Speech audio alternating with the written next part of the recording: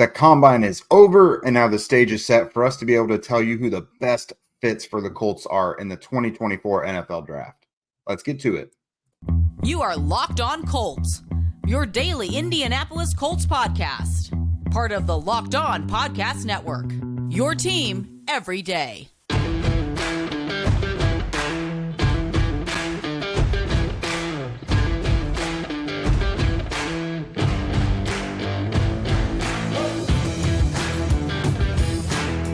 All right. Hello. Thanks for tuning in and making us your first listen of the day. This is your daily podcast covering your Indianapolis Colts, part of the Locked On Podcast Network, your team every day. And today's show is brought to you by FanDuel. Make every moment more. Right now, new customers get $150 in bonus bets with any winning $5 bet. That's $150 if your bet wins. Visit FanDuel.com/LockedOn to get started. What up, y'all? This is Jake Arthur and Zach Hicks of HorseshoeHuddle.com. And we may be in different residences now, but they could not keep us apart for long. We're back here to tell you all about the Combine, which has now wrapped up the on-field workouts. So we're always going to put a little Colts twist on this, as you've seen over the last week. Zach and I were in attendance there, did a lot of talking with people, got to see some of these players perform at this point now. So we're going to tell you offensively which players knocked it out of the park and matched the Colts really well, particularly those early in the draft. We'll look at the defensive side as well. And then for the first time in this draft cycle, we are going to bring you our own mock draft. We're going to go through just the first 3 rounds, just a Colts-specific mock draft. Now that we know a lot more about some of these players and what physical attributes they have and what checkpoints they're able to hit, our guesses are a little more educated at this point now. So, Zach, let's talk offensively. The wide receivers absolutely dominated this thing. We saw great field workouts, great athletic scores. Let's just start with the receivers because, again, they really stole the show. What stood out to you as far as offense goes in relation to the Colts? Yeah, one thing I want to say before we get into these wide receivers is when you're watching the Combine, you're really getting into the Combine stuff. One of the biggest mistakes we make every single year is double counting stuff. So someone like Xavier Worthy, right? 4.21 NFL Combine record with his 40-yard dash. But look, coming into the week, we knew that he was going to have insane speed. So even if your guess was like a 4.28, him running a 4.21, you don't double count that. You don't say, okay, Worthy now moves up because he ran a 4.21. And even same with Braden Thomas Jr. From LSU, running that 4.35, one of the most insane 40-yard dash performances we've seen because of his size and weight. Just an outstanding run for him. But again, we knew that he was going to be a burner. So the thing that really stands out for me is the guy that you don't expect. And that's Adonai Mitchell out of Texas running in the 4.3s as well. Like, I know he said during his media availability this week at the Combine that he was running at like 70% speed on his routes in college, but man, he was telling the truth. He was absolutely telling the truth. He was not lying whatsoever with that comment, because if you're watching his film and you're seeing 4.3 speed, please point me to that film. That's all I ask. Please point me to the film where you see 4.3 speed, because I just never saw it at Texas. So him coming out here running 4.3, testing out of this world at every single thing, looking pretty good. And I mean, he struggled with some of the running on air, some of the route runnings and stuff. The timing was just off. He's more of a zone, he's kind of a zone beater type guy who finds the space in zone. So it's difficult against air when you're just running full speed on your routes. Again, clearly he was running those routes at 70% in college, like he told us. But I think his 40 was actually the most memorable of the bunch, because it feels like it came out of nowhere. Like, you could look at every single guy who ran under 4.4 in this class at wide receiver. I think it was like 10 receivers, like a ton of guys did it. And I think he was the only one that really would have shocked me coming into the week. So yes, Xavier Worthy, record-breaking performance. We're really high on him. We love him. Braden Thomas, we know he can fly. He's great on film. We love him here too. But Adonai Mitchell from Texas, holy crap, that 4.3 40 was insane. Yeah, absolutely. And I am interested now that he said that. I don't want to say that's an effort thing, but I'm sure teams will be like, all right. So he said he runs his routes at like 70% speed so that he can last throughout the drive and run routes throughout the drive. Teams are probably going to be like, we'll sub you out at a certain point. You give us 100% juice throughout the time. So maybe we'll see him playing even faster in the NFL. But no, I totally agree. I think A.D. Mitchell and Brian Thomas are two guys who there's been this big clump of receivers behind the big three, Harrison, Adunze, and Neighbors. We're saying, what's the hierarchy of this? And I think those guys absolutely stamped it. Xavier Worthy, like you mentioned, we all knew he was fast, but we know NFL teams too. A record-breaking performance, that's going to get him in the first round. I'm almost sure of it. Oh, yeah. That's just how it goes. You knew he was fast, but maybe not record-breaking fast. And so, for the Colts, it gets pretty interesting because there are a ton of receivers now at the top of the draft. But I think we're starting to get kind of a priority here. So that was good to maybe see some definition to it. Was there anyone else on the offensive side of the ball that stood out to you? Yeah, I mean, just all these receivers in general. I mean, your boy Ryan Flournoy had a really good day as Oh, yeah. well. You could look at Jacob Cowing, ran in the 4.3s, really good day. More of a mid-round type guy as well. Keon Coleman was a really interesting workout because he knocked it out of the park in every single thing, but then ran a 4.640. So it's like, man, like I need you to hit at least 4.5s with your size because that's the metric we need you to hit. But everything else was good. The field work looked really smooth and really good. Some really good things from him. But I think the biggest standout overall was Rome Odunze from Washington. Now, I don't think he's going to be there for the Colts at 15, but Rome Odunze, I mean, just showing that competitiveness by doing the 3-cone at the end of the day when nobody else was doing it. Running as well as he did, running the gauntlets and the routes on air like the best receiver there. I mean, he proved that he was in a different caliber of class than all these other receivers that were there in a really, really good wide receiver class. So Rome Odunze really stood out to me. And look, I wish he'd be there at 15. I just don't see it happening. No, right there with you. I mean, you lump those top three in, and you can probably throw Brock Bowers in there too. Like, will those four be there at 15? I mean, for the Colts, that would be awesome if any of the four were, but I don't know. But it looks pretty unlikely. We have another Raz King at tight end, Theo Johnson, posting a 10. Jelani Woods was the most freaky athlete we've seen coming out of the draft 2 years ago, and now he's already been buried in consecutive years. Zach Kuntz and now Theo Johnson. And all these guys, their play style is pretty similar. They're field stretchers. They're known as pass catchers, but not so much as blockers. And so, I mean, obviously Johnson, he's still got to be drafted, but the other two haven't necessarily made noise yet. So what do you think? Theo Johnson, does he stay there behind Jatavian Sanders? Is he tight end too now? I mean, I'm sure for some people he'll jump up there because, again, those are eye-popping numbers. I don't think he would be up that high for me, but I wouldn't be shocked if some teams had him as tight end 3 or tight end 4. I know he was very highly regarded before this process or before the combine. So, I think he solidified himself as a pretty valuable day 2 pick for teams. And look, I know there's going to be a lot of Colts fans that are going to want him here now too because they see those numbers and it's like, okay, here we go. Let's just collect them all. It's like the Infinity Gauntlet here in Marvel. We just got to keep adding to the gauntlet. And getting all these superstar athletes at tight end. One of them's going to hit eventually. So why not Theo Johnson here in Indy? Yeah. And then not the sexiest thought, the Colts getting an offensive lineman, but the offensive lineman showed out. If the Colts want to keep up their offensive line playing at a high level for the next few years, they're going to need to stoke the depth. I mean, do the Colts go mid-rounds and wind up with 1 or 2 more offensive linemen coming out of this draft?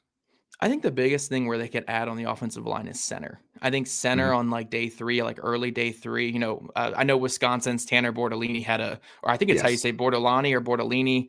I think of Tortellini every time, so that's immediately what I go to. Well, we just had Tortellini the other night, Jake, so I think that's what it was there. But yeah, he had just a legendary performance as well. I know McMahon from NC State as well had a great day. And then other guys who didn't even test, like Hunter Norzad from Penn State's a really good center in this class. So it's looking like a really good center. I think the Colts on, early day 3, maybe even late day 2, they can grab their center of the future behind Ryan Kelly. Because look, Ryan Kelly's not getting any younger. He's suffering concussions every year, which is the unfortunate part of playing in the NFL. So I think the Colts are in good position to get their center of the future in this really, really strong center class.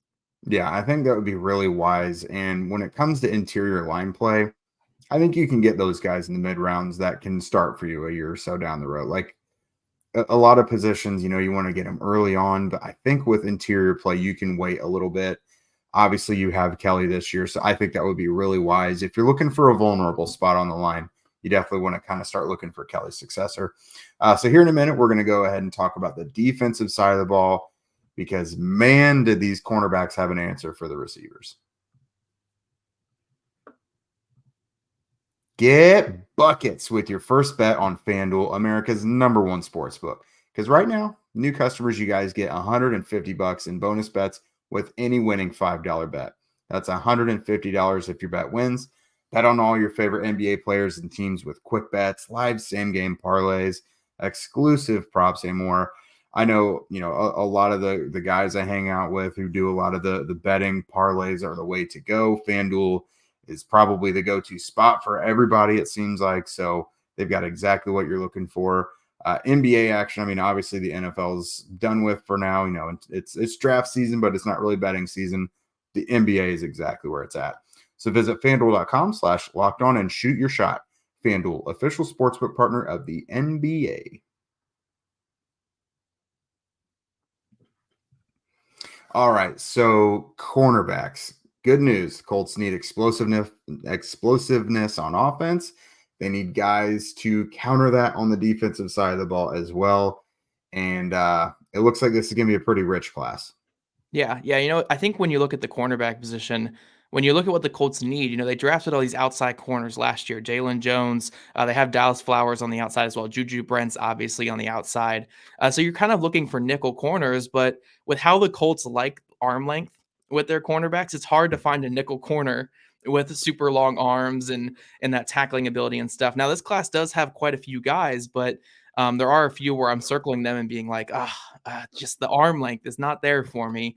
But a couple guys we like at the nickel corner spot, Mike Sanders still from Michigan. This guy we like, Kamari Lassiter from Georgia. Those are two guys who, despite being a little bit smaller, they tested fairly well in the test they did do. I like them a lot at nickel. But outside corner, again, you guys know we love outside corners here. And that's what the Colts like to draft too. Maybe they can find their nickel in Kenny Moore or maybe in free agency. So guys like Cam Hart from Notre Dame had a really good day. Quinyon Mitchell from Toledo, I think all of our favorite corners in this class. I mean, just a great, great athlete on film. And he really showed out with a blazing 40 time as well. So yeah, these corners did really good job in this combine. I mean, Kyrie Jackson, I believe from Oregon as well, had a really good time. Ran 4.4 or 4.5. Yeah, huge player, 6'3", like 200 pounds, ran like a 4.5. Really good length on his arms too. Like, there's a lot of corners in this class where if the Colts just want to add more depth to their cornerback room, they have a lot of options in this class. Yeah, another corner who I have as a big winner is someone who, like Quinyon Mitchell, has been building and checking off everything throughout the draft process, had a nice little Senior Bowl, and had an even better combine, and that's Max Melton from Rutgers. Yeah. Another guy who could play inside and out. If the Colts were going and picking a nickel in this draft outside of the first round, I would probably look at Melton around round 3 if he's there. Round 2, if that winds up being his appropriate stock, that's fine. 5'11", 187, so a touch undersized, but he's got over 32-inch arms, really explosive, a 40.5-inch vert, over 11-foot broad, 4.39 40. So he has a 9.65 RAS.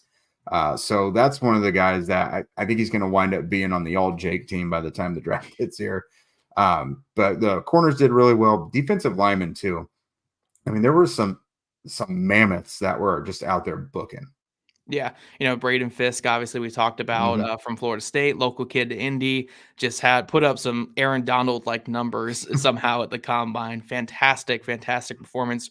Rook Ohoro from Clemson. Yeah, that's what we're going with on that one. Or Horo from Clemson. Fantastic player. And, not native Nigerian, but Nigerian in his name and his origins or whatever. So, really, really, how that goes with the Colts. They like to have all those African players on their defensive line, Kwity Paye, Dio Dangbo, Samson Ebukam. So I don't know if that's just a coincidence, but he kind of fits the theme there on the Colts defensive line. And then you look at other players on the defensive line that stood out who might not be there at 15, but could make a lot of sense. Dallas Turner, if he were somehow there at 15, I think you run that card up there, you get him here. Jared Verse, a little bit older of a prospect, but had a really good combine as well. So there are some options on this defensive line, either later in the draft or earlier in the draft. A lot of options to bolster this defensive line for the Colts. I do feel better about the interior defensive line depth than I did going into it, just at least from a Colts perspective, knowing that some of these guys are athletic enough to kind of check some of the boxes for the Colts.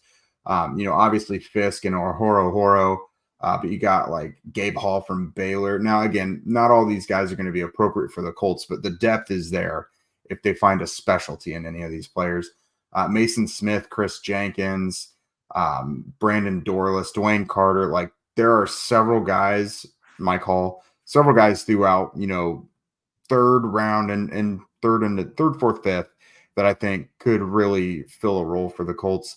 Obviously, I think they're still looking for a little bit of help at the nose, at the one tack. Taven Bryan, free agent. You got to think maybe he's not coming back, so they're going to need a replacement for him as well. So just like offensive line, it may not be sexy to think of adding interior defensive linemen to the Colts, but I think it's necessary. And I do feel a lot better about the depth in this draft after the combine. Yeah, and one more thing that stood out to me about the defensive players that tested in this combine, looking at safety, we're looking at free agency and safety and saying, okay, this is the most loaded position group in all of free agency. There's a lot of good players hitting the market or are likely to hit the market. And the Colts obviously have at least a need for one safety, maybe two safeties. And then you look at the combine and look at the draft, and it doesn't look like a very good safety group. Overall, it doesn't look like a good safety group for the Colts. Some of the guys who tested a little bit better were coming in at like 5'10", like 190 or 5'10", like 180. Yeah. And You're thinking of Cam Kinchins, aren't you? yeah, well, his testing was brutal overall. Mm-hmm. And so I don't know who he fits at all, but even some other guys, I think there was a Georgia safety who came in at like 5'10", 170 and stuff. Like that's just not a fit for the Colts for what they like to do with their safeties.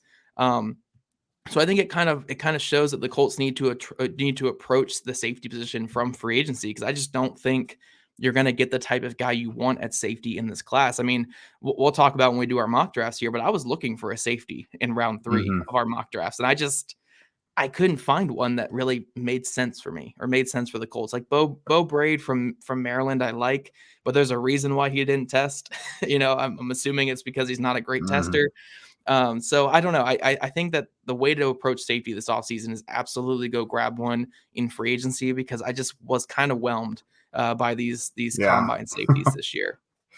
Yeah, maybe even underwhelmed, you could say. But no, I'm right there with you. I found myself really hoping to see some big performances with these guys. And let's see, they had, among free and strong safeties, they had, I think it was 1, 2, 3, 4, just 5 guys with a RAS of 9 or above. And not all those guys are even really draftable.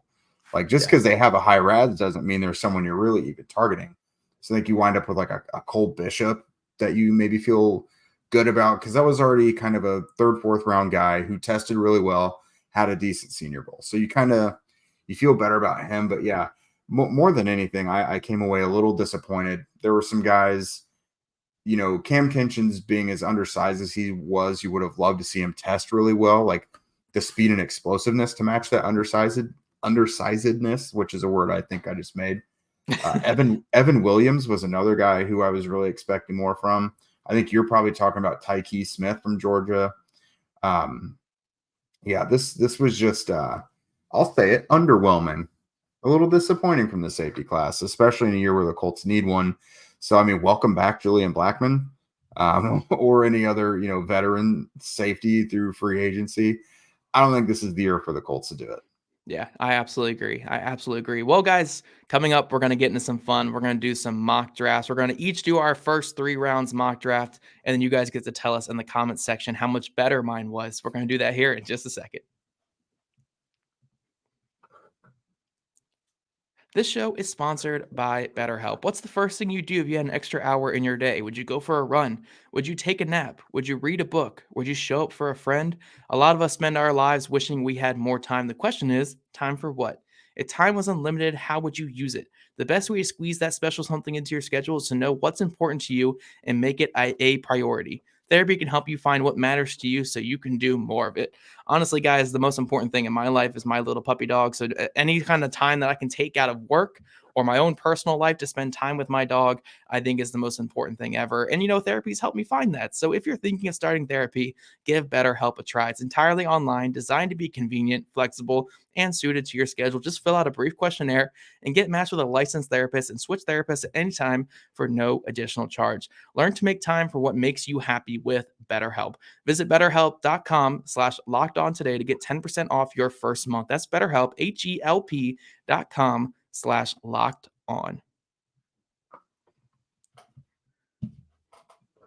All right, Jake, we're doing our mock draft here. Mock draft Monday, even on here on the show. Maybe we should do this every Monday. I think it You just could call it flows that. well. I Yeah, think that's mock draft good. Monday. Yeah, we're doing mock draft Monday here on the show, and Jake cheated with the very first one. He's trying to go for the win with all you guys. He's playing to the fans here. He's playing to your heart. Jake, who did you take with the 15th overall pick in your mock draft here? Yeah, so let me preface this by saying I put myself through absolute hell coming up with this mock draft because on the other tabs, don't worry about it. Yeah, so I was just going through it coming up with this because you want to make sure you check off that pass catcher. You want to get a corner, and if it goes out of order, you do not know what to do. And a lot of these guys tested really well or they measured really well, but not everyone met all the necessary metrics for the most part that we know for the Colts. So that was a little tough to go through, but I'll say all that to say this. At 15th overall, I went with Brock Bowers, tight end out of Georgia. Now, I think there's a very good chance that he's not there, but there's a lot of pass catchers available in the first round. So let's say Brock Bowers is there, and you got Dallas Turner's not there, Terry and Arnold's not there.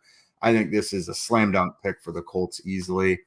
I think they need more juice at tight end than they do at wide receiver currently. When you consider Anthony Richardson coming back. But regardless of what they need, I think Brock Bowers is a great addition for them. Run after the catch. You can play catch up while he learns how to block a little more effectively. You do have other tight ends, obviously. But when your best pro comp is Dallas Clark, I think you run it back.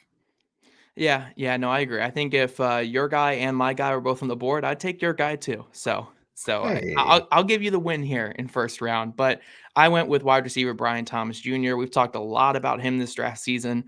The only thing I'll really add to the conversation when it comes to Brian Thomas Jr. is if you guys follow me on social media at ZachHicks2 on Twitter, I put together the average Chris Ballard wide receiver. I added up all the average height, weight, speed, all those things of the receivers that he has taken in his time with the Colts. So all 8 players, and I found the average, the mean of all those players. And if you look at that compared to what Brian Thomas Jr. tested like here at the Combine, it's almost identical. It's the same height, the exact same weight, same arm length, same hand size. It's the exact same. I think Brian Thomas obviously ran a little bit faster, but it's like the same explosion scores as well. So almost every single metric is exactly the same to what Chris Ballard's average wide receiver he takes in the NFL draft. So look, I'm not saying it's locked in stone that he's going to like Brian Thomas Jr., but I do think Brian Thomas Jr. fits every single thing that Chris Ballard's ever looked for in a wide receiver. So, stars might align there in round 1. Totally agree. And I think both of us are probably in lockstep on this one. If they're going to get a pass catcher in the first round at 15, it's almost assuredly going to be one of these two guys. That it feels that those just feel like such right picks. And Brian Thomas, I had a chance to check out his media availability. Seems like a good kid, right temperament for what the Colts normally look for. He doesn't really seem like he fits the diva receiver mold, which the Colts don't often have that anyway. So moving on to the second round at 46 overall, we got that pass catcher. Now let's look to the defensive side. I'm going with Notre Dame corner Cam Hart. He has done well throughout the pre-draft process. Solid week at the Senior Bowl. He's another guy that we've talked about him lately, but he just really fits everything the Colts like. When you move up his height, it's about 6'3", 33-inch arms, 202 pounds. That's awesome size. Really adequate in terms of athleticism, 4'5", 40, 39.5-inch vertical, 10-10 broad jump. So this is a guy that can be pretty sticky in coverage, can be physical, wants to be competitive at the catch point. and doesn't want to allow anything to get past him in terms of, screenplays or outside runs. So this is a guy that can really help you just about everywhere. And, if Juju Brents and Jalen Jones were ready to play right away, this guy might be too. Yeah, yeah, and I went with corner as well, and I went with TJ Tampa from Iowa State. Now, it kind of broke the fun theme of picking guys who performed well at the combine because TJ Tampa didn't perform here at the combine, but he's just a guy that I really like on film. I mean, big, strong corner, good length. I think he has the potential to test really well this offseason. I think he's going to do a private workout or he's going to work out his pro day later in the offseason. He didn't work out here at the combine, not because he was trying to hide anything, but he hurt his hamstring in training before the combine. Didn't want to run on a poor hamstring, but yeah, I think he's a guy on film where you see everything that you need. You see the athleticism, you see the traits, you see his ability to turn and run. You see the physicality. Honestly, I think he can maybe even play a little bit in the slot. Maybe not all the time, but he could rotate a little bit there in the slot and be like a big nickel. So, yeah, I think TJ Tampa would be a great fit for the Colts. I think he fits everything they typically like at the cornerback position. And, again, he might fall there to their pick in the second round just because he didn't test at the combine. You have some more questions about players like that than you do about someone like Cam Hart, who's more of a riser throughout the process, where Tampa has kind of been stagnant because he hasn't really done these things like Senior Bowl or combine. So you might get a real steal in a player like TJ Tampa just because of that in the middle of the second round. So yeah, I think he has sky high potential. I like him in the slot, like him on the outside, like what he can do overall. So yeah, TJ Tampa's there in the second round. It's another guy where I'm racing that card up there and getting him here in Indy. And he's a guy, the only reason his name doesn't have more buzz right now is he has been banged up. He Right. withdrew from the Senior Bowl, could have had a big week there, wasn't able to perform at the combine, could have had a big performance there. So that's a guy who I expect his name to heat up a little bit once teams start to get to know a little more about him, can see him physically work out, whenever that is. So first round, I went Brock Bowers, tight end. Second round, Cam Hart, corner. So I've got a somewhat of a fix in coverage, was the biggest issue on defense. I got a pass catcher, but we're not done because this offseason is all about Anthony Richardson. I got my guy Ryan Flournoy at 82 in the third round. So I'm going firepower, baby. We're going yak and we're going vertical speed all over the place. So Ryan Flournoy, you mentioned Brian Thomas. Flournoy is kind of diet Brian Thomas. You could look at him that way. He checks a lot of those boxes as well. 6'1", 202 pounds. His arms are a little shorter, but his hands are over 10 inches. So that's nice. 4.4 speed, which was odd. I thought he would that's a good time, but I actually thought he would run a little faster than that because I have seen him on the field. So I wouldn't be surprised if his GPS speed was really good too. But 39.5-inch vertical, 11-foot broad jump, explosive player. If you miss out on some of these, playmaking vertical receivers that are going to be flying off the board in the first 50 picks or so, Flournoy is a great option in the third round. Yeah, Flournoy is going to score really high in Build a Ballard wide receiver. I don't have it completely finalized yet, but I can't think of a metric he hasn't hit yet this offseason. So Right. him, like Brian Thomas, I think they're going to be battling out for top Build a Ballard wide receiver. So yeah, it'll be You're interesting. welcome. Yeah, Flournoy has been balling this offseason, so I don't hate that pick. I know some people in the comments will be like, whoa, that's way too early for him, but I like him there in round 3. I think he's a good player. My third round pick, I'm going with the guy that, again, we've been taking all week. We've been hyping up all week, and that is Rook Ohoro, defensive tackle from Clemson. I really hope he's listening so he can correct me here on how to say his name. I've listened to him multiple times. I'm trying to get it down, but again, I said it earlier on this show. I said it on shows earlier this week. The Colts need a backup one tech. They need a guy who is quick and agile enough to shoot gaps. They need a guy who is strong enough to take on double teams and explosive enough to shed those double teams. And when I watch this film, the peaks and valleys are there, but the peaks are so high that he just seems like a guy the Colts would really like. It's kind of like, the shot they took on Eric Johnson, but earlier round, former 5-star guy, a guy who has a better path to getting to that potential rather than Eric Johnson type. So I really like him, man. I really like his film. I would honestly consider him in round 2. I looked at it in round 2. I almost went that route, but he might be there round 3 because the production wasn't really there in college. But This is a guy where, again, you take that potential and you run with it and you say, okay, learn from Grover Stewart. Watch every single thing he does if they bring back Grover Stewart. Watch everything he does in practice, follow his example, and become him in a couple of years. I know that's a great expectation there, but I do think this guy has a ton of potential, and I really, really like his game. But guys, that's our 3-round mock draft here, or our competition mock draft. I went with Brian Thomas Jr. in the first round, then TJ Tampa in round 2, and then defensive tackle Rook Horo from Clemson in round 3. Jake went with Brock Bowers, Cam Hart, and Ryan Flournoy in round 3 there. So let us know who you think was better, which one you'd be dancing more for on draft day, or look, you can go all cordial about it and say that we both won. There's 2 winners where everyone wins on this podcast. You guys can let us know in the We all comments had fun. That's all that matters. Yeah, we all had fun. That was the big thing there. But that concludes Mock Draft Monday in today's episode, guys. Before we go, though, the Indy Draft Guide is on sale and pre-orders are now open for $8.99 with code DRAFTMISS. You get access to an essential piece of reading for Colts fans both before and after the draft, featuring 225 in-depth scouting reports, features, and much more. Click the link in our show notes to pre-order today and learn all about these players that we talked about on today's show. And if you don't already, make sure you're following at Locked On Colts, at Jake Arthur NFL, and at ZachKicks2, all on Twitter. Also, subscribe to us on YouTube, wherever you listen to your podcast. We love your guys' ratings, reviews, and we'll catch you guys back here in the beautiful afternoon on Locked On Colts.